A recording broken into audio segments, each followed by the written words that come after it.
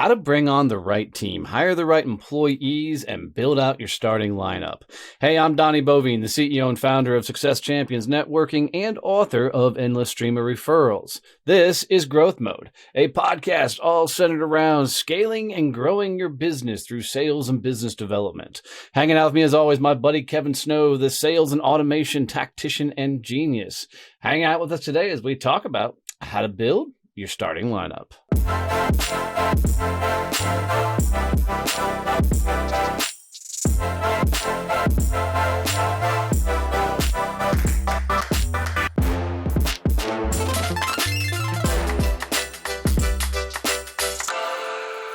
So I got a cool story, Kevin, to start this one off. Cool.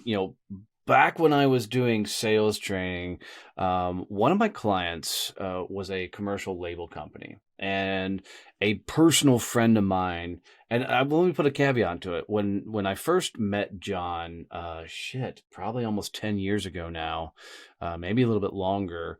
He was a client. I didn't know him. And I met him at an open house they had at their company. And then he became a client and a lifelong family friend now. But John was training a elite sales team. I mean, he had a group of just gunslingers that could flat out sell millions and millions of dollars. And one of the training sessions I was doing, he had a couple of his vendors there. And the vendor asked John Seitz, particularly, he said, how did you put together such a strong, team and build out such an elite group and high caliber sales individual? And he said, without skipping a beat, that I'm always training for my championship team. He goes, for me, it's kind of like going to the World Series. You don't put a team together to win games. You put a team together to win the World Series. And it's this old total idea of your starting lineup have got to be the team that can take you all the way to the World Series. So it was a cool thought process for me because it even made me look at the team that we had at that point and question, did I have the right starting lineup that could take me to the World Series? And as I've been working on Success Champions and learning and growing and building all this out, it's a cool question to keep asking is, do we have the starting lineup that can take us to win championships? And I think we're really damn close to getting there. I mean, we definitely got two of the pieces of the puzzle as we continue to add and bring more in. So freaking awesome thought process. But Kevin, let's dive into how do you build out your starting lineup? How do you want to go? Where do you want to take it? Well, I think it's really interesting because we have this conversation with our members and then the members of the Champions Table masterminds all the time about who do you hire first and who do you add to your team. And it always comes up that, I'm going to go hire salespeople. So, yep. And I'm relatively sure that you and I are in agreement that is not the right move. Yeah, never. But that seems to be that's what a lot of business owners, entrepreneurs think. So, if I'm ready to grow, I need to hire salespeople. Well, let me correct my never statement. It's never your first hire. It's not that you should never hire salespeople. It's just never your first hire. Okay, I just wanted to cover my ass. I could see the messages I was getting now. Donnie said never hire salespeople. No, that's not what I said. Damn it. Oh, but you're spot on. That first hire you need to meet or bring on to your company is not your doppelganger. Because if it's not the salesperson, people always say things like, I need to bring on someone who's just like me. And that's absolutely false. I can't imagine having two of me in the company right now. Neither can I. This company wouldn't Yeah. Nope. This company wouldn't function, dude. We would be like playing some weird combination of racquetball and dodgeball all at the same time, trying to have me build out a company with another one of me. While drinking all rum. These ideas. Yeah, right. And this doesn't sound bad. I like dodgeball, and I'm just thinking the idea of adding rackets into it could be kind of fun. I think somebody's dying after a few glasses of rum. Hey, catch this bitch. But, it would literally, if I had somebody else that was like me, ideas, shiny objects, running and gunning 100 miles an hour, we would constantly just be throwing ideas back and forth. And I've had this in my past where you had two idea people working together and it just doesn't work.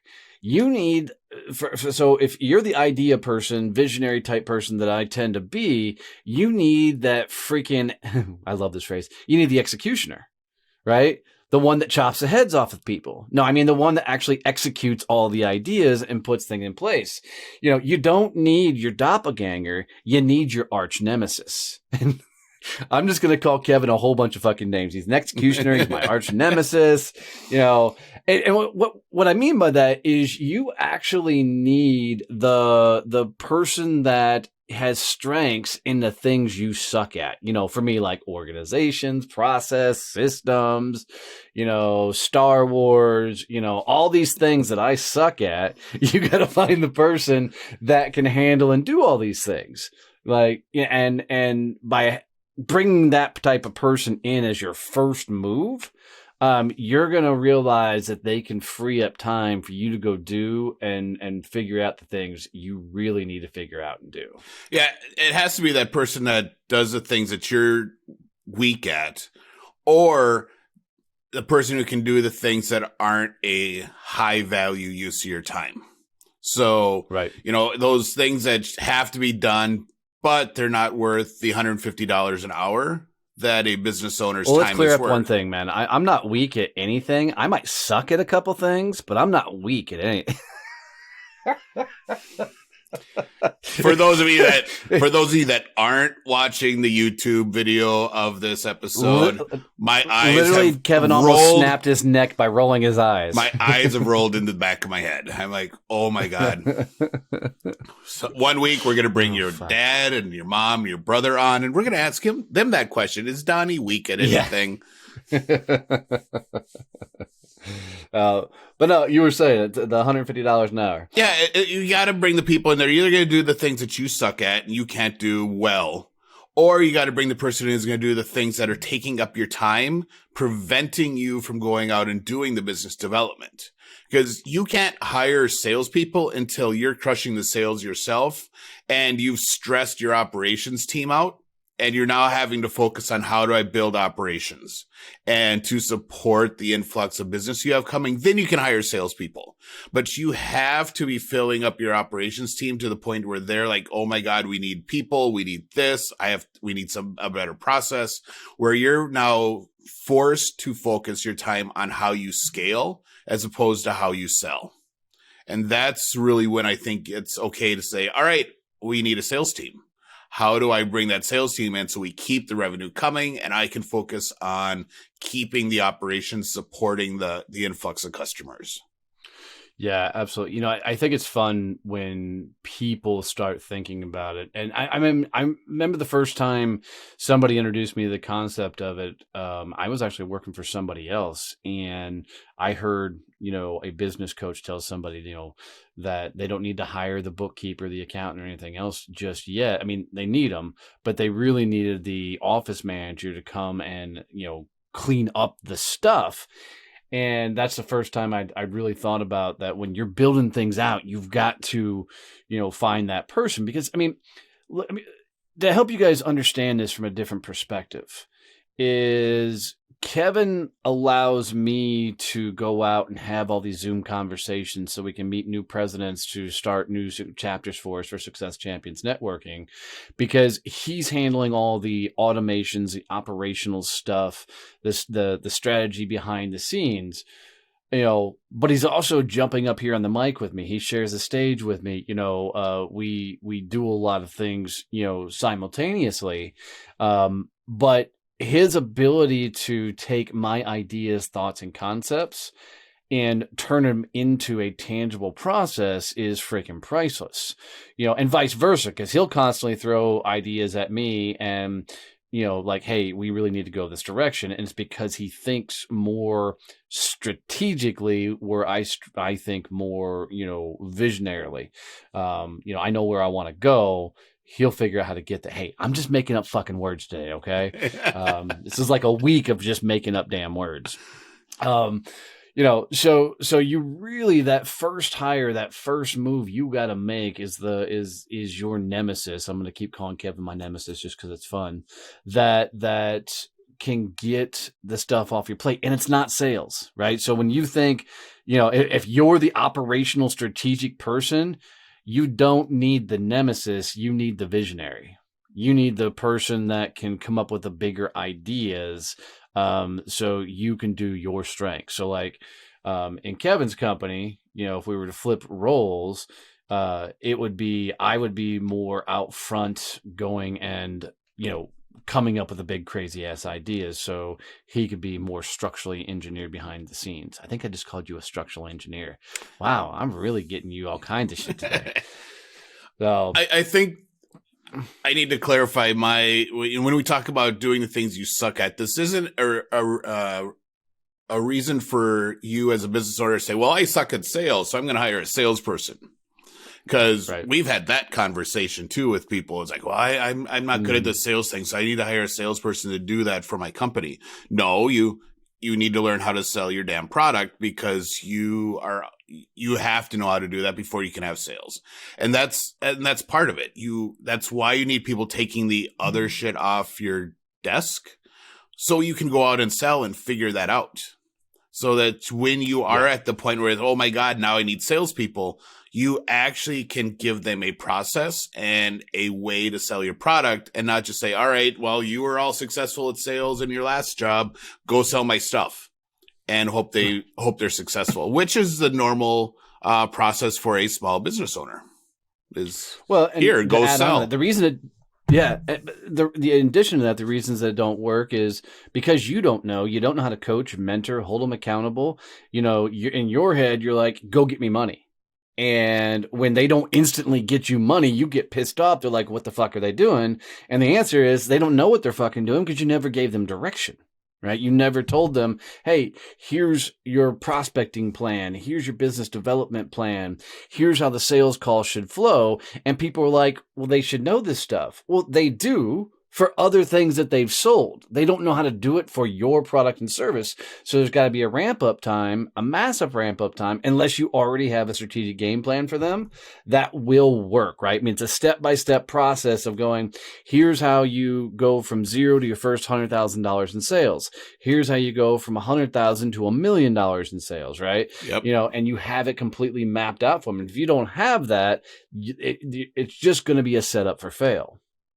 So we know the first hire needs to be your arch nemesis, the opposite of what you do. What do you think's the next hire, Kevin? What's that next role or position? That because I know where I'd go with it, because I think it's a key piece to support everything the salesperson's doing. You need that counterpart to the salesperson, which is always a unique conversation in itself. Yeah. So if you hire that person who does what you're weak at and takes care of, the yin to your yang type hire, I guess it kind of depends on what that is for them. For us, our next hire was, we need someone who can do all the admin-y stuff and what I call the tier 1, tier 10 customer support things. Like, hey, we need, in my company, it's, hey, this word is spelled wrong on the website, we need to change it. Yeah, I'm not spending 20 minutes changing the spelling on a word, because I have other things to do. So you need that level support. If you bring in that other person who's going to be doing helping you with big moves and doing that. And that kind of covers some of that sales support stuff too, because they can do a lot of that sales admin work. And, they can be that person who's getting the incoming queries from your website. Hey, I have questions about this, and making sure they're routed to the right place. So one way to think about that is your third hire should be the person that is in a support role of your nemesis. So they're the person that can take the things off the plate of your nemesis. So your nemesis can do what they're awesome at, right? So if I'm sales, business development, out front, Kevin, operational strategy processes, he needs to have somebody that can free up his time so he can stay focused on building out future operations and helping making sure the business stays scalable through the process. So we've got to get things off of his plate so he can continue to build. And so that's, an admin role, if you will, data entry, those type of things that are at the very basic beginnings of building all this out. And then I think the next role is you got to start hiring people who can take ownership of specific roles inside the company. So I think our next big move for us is going to be a marketing person, that can help with our overall marketing strategy and plan. So because that's the one move Kevin and I aren't the strongest at. We both have a dangerous working knowledge of things that we could really do.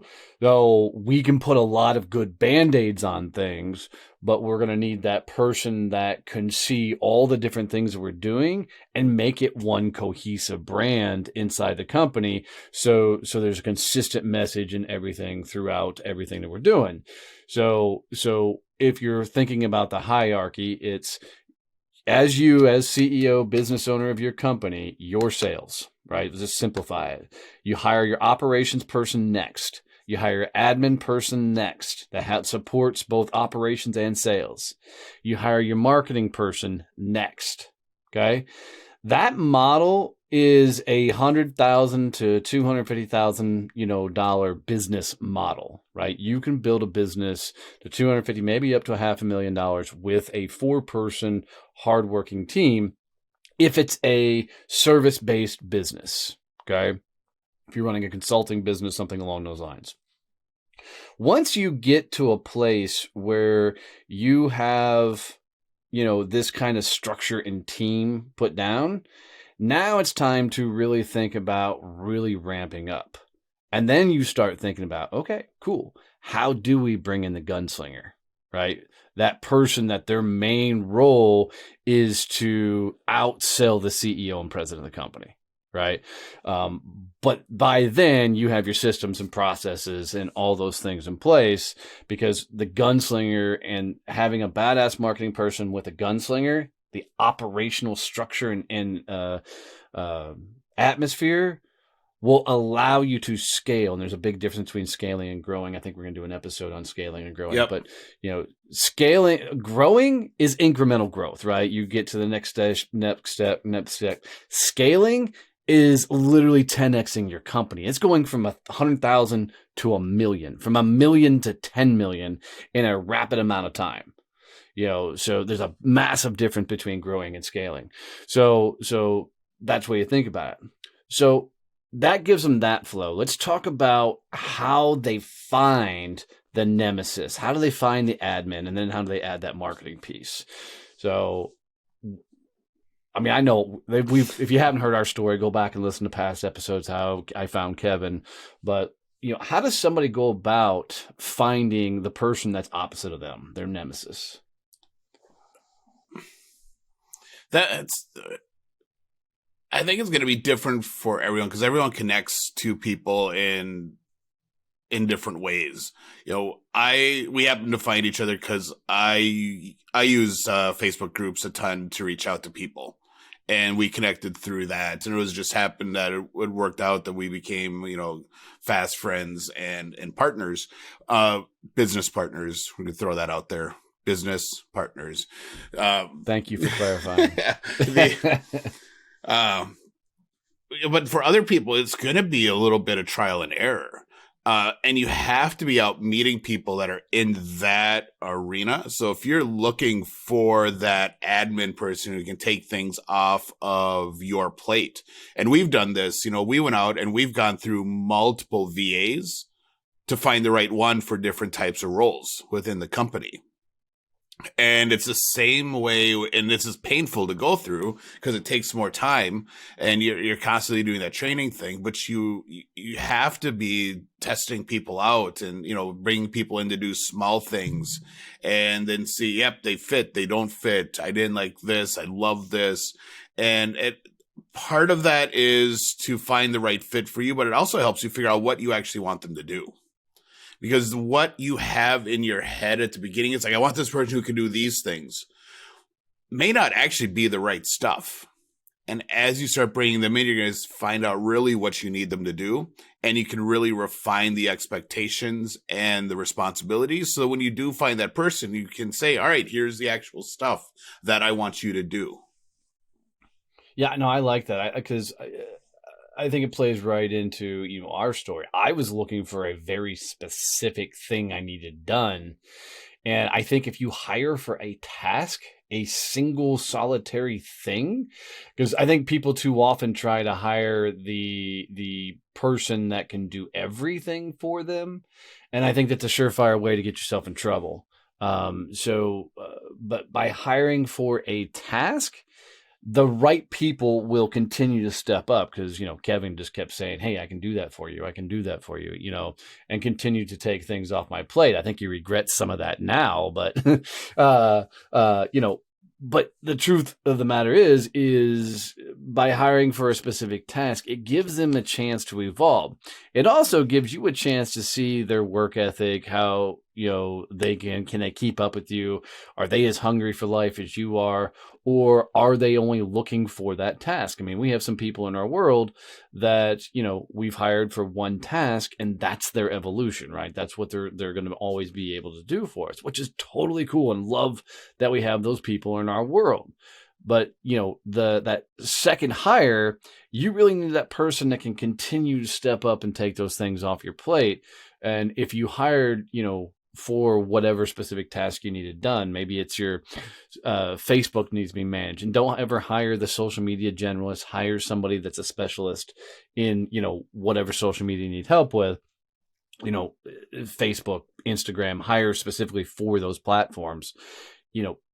I gotta quit saying, I just said it like 14 times in a row. At least you're not doing the California, like, right.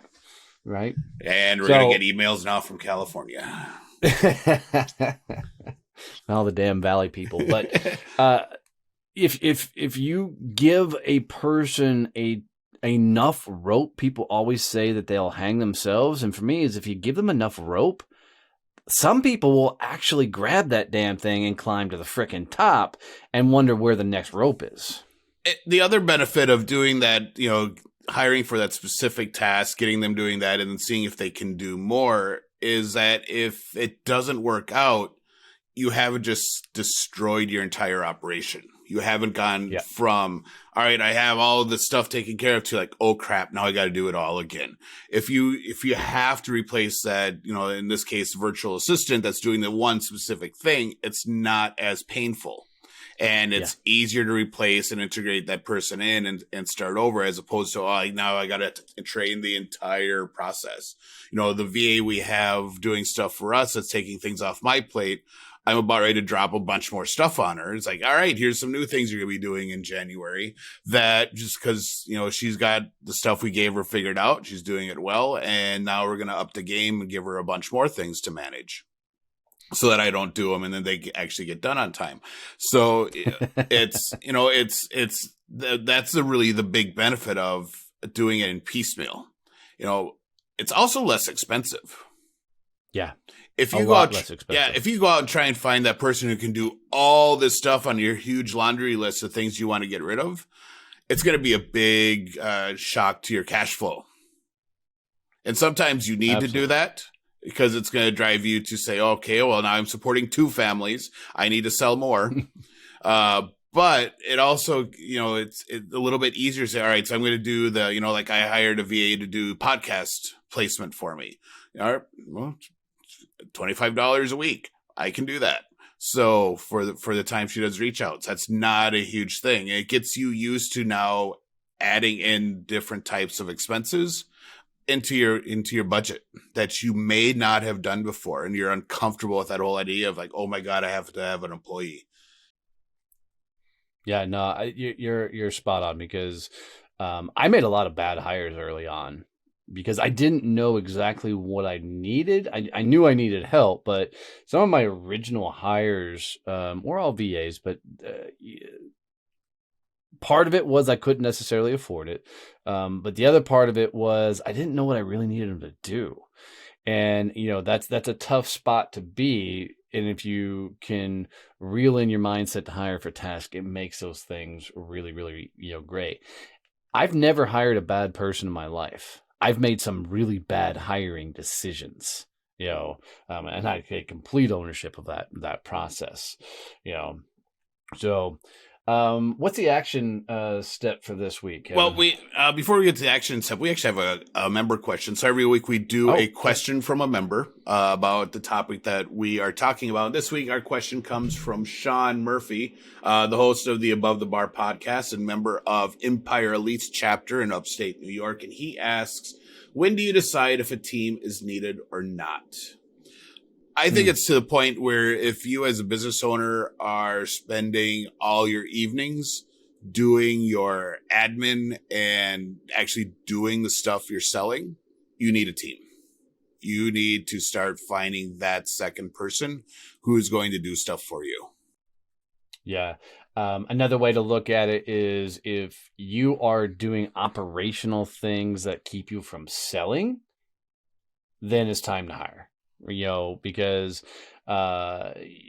you need to be out there. If your business is doing less than $100,000, it is a lot of work to get a business to $100,000 business. So if you're doing less than 100,000, you've got to get somebody in there to free up your time. So if you hear yourself saying there's not enough hours in the day to get things done, it means you're probably doing too much client work, or too many operational things during the day. It's a good time to start looking at your business. And, if you're a solopreneur growing and scaling, dude, 1099s is 100% the way to go. Get people in part-time doing small projects for you. That's not going to cost you an absolute fortune. So a lot of hiring is going to come down to how much time it's taken you to accomplish all the things you need to accomplish. Great question, though. And if you haven't listened to the Above Bar podcast, both Kevin and I have been on there, and we're going to do a dual episode, I've been told, together, so that should be fun. 3 veterans sitting around drinking and talking shit, so it should be a good time. That should be interesting. All right, now what's the action step? All right, so Nope, that's cool. This week's action item. All right, so there's homework. This is the perfect time to do this. We're at the right around, if you're listening to this live when it came out, we're right around the holidays, beginning of the year. So this is the time you need to sit down and actually look at all the stuff you're doing. Make a giant fucking list of everything you're doing throughout the week for your business, down to the most minuscule task. If you have an office and one of your tasks that you do is you take out the water bottle and put the new one in, that needs to be on the list. So you need to figure out what all those things are doing, then start prioritizing them. Break them out by the ones that generate revenue, ones that keep clients happy, and then things that keep the business running. And then figure out where your strength is in those. If your strengths better be in the sales and keeping clients happy arena, find that person who's going to do all the other stuff. If your strengths are in the operational and sales, find that person who's going to do all the tier 1 customer support tasks. But make that list. Figure it out, prioritize on what's going to make you money and what's not, and then start finding people and start looking for people who can start taking over the stuff that does not make you money. Freaking love it. Great action step. So guys, we're going to do that every episode. We're going to field a question from the members of Success Champions Networking. We're going to give you homework, because, Kevin and I can talk all day, but if there isn't an action strategy to go along with it, doesn't bring in you guys enough value. So go implement it. Shoot us an email over at, what is it? Member success at successchampionnetworking.com. And feel free to shoot us some questions, some thoughts, some anything, or, if there's any specific questions or if you need us to deep dive further into a particular topic. But as always, guys, if you got any tips, tricks of value out of this whatsoever, please make sure you're subscribed. If you're on YouTube, ring the bell. If you're listening to podcasts, subscribe to wherever you're listening to podcasts, Apple, Google, Stitcher, Spotify. Make sure you're subscribed there. And please tell one person about the show. That one person, you tell them about the show, they come and listen. It's like walking up and giving us a virtual hug. So we appreciate it. Love you, mean it. See you. Bye.